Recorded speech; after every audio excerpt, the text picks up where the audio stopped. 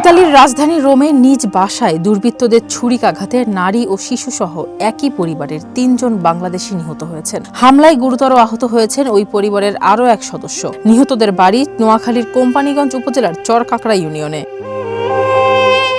২৬ June শুক্রবার স্থানীয় সময় রাতে রোমের ক্যাশালুত্তি এলাকায় একটি অ্যাপার্টমেন্টে এই নৃশংস হত্যাকাণ্ডের ঘটনা ঘটে। নিহতরা হলেন কামাল উদ্দিন বাবুল, তার স্ত্রী আরজু বেগম এবং তাদের ৫ বছরের কন্যা সন্তান আরওয়া ইসলাম আরিশা। এই ঘটনায় তাদের ২০ বছর বয়সী ছেলে আমির হোসেন অয়ন গুরুতর আহত হয়ে স্থানীয় জেমিলি পলিক্লিনিক হাসপাতালে চিকিৎসাধীন আছেন।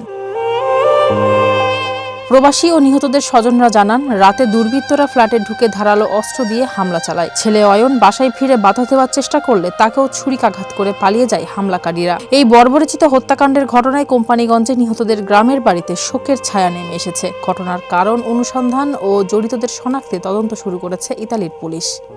ফারজানা হাসিন, মানবকণ্ঠ।